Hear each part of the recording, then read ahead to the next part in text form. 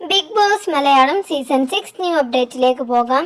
ഇന്നത്തെ morning task എന്തെന്ന് വെച്ചാൽ, നിങ്ങൾ ബിഗ് ബോസ് ഹൗസ് ഒരു സിനിമ പോലെയാണ് കാണുന്നതെങ്കിൽ അതിനകത്ത് വീണ്ടും വീണ്ടും കാണണം എന്ന് തോന്നുന്ന സന്ദർഭങ്ങളും ഇനി ഒരിക്കലും കാണണ്ട എന്ന് തോന്നുന്ന അല്ലെങ്കിൽ ഒഴിവാക്കണം എന്ന് തോന്നുന്ന കാര്യങ്ങളും എന്തൊക്കെയാണെന്നുള്ളതാണ് ടാസ്ക്.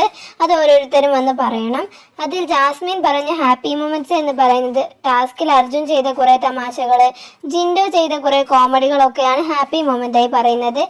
ഏറ്റവും സാഡായി അല്ലെങ്കിൽ സ്കിപ്പ് ചെയ്യണമെന്ന് ഞാൻ ആഗ്രഹിക്കുന്ന സമയം ഗബ്രി എവിക്റ്റായി പോയതാണ്.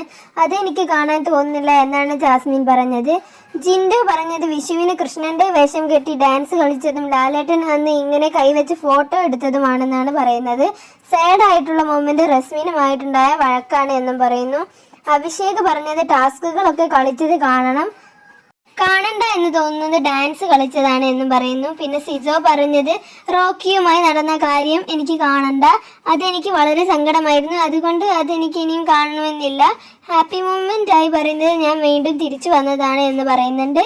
അർജുൻ പറഞ്ഞത് ലാലേട്ടൻ വിഷുവിൻ്റെ അന്ന് അപ്പു എന്ന് വിളിച്ചതാണ്.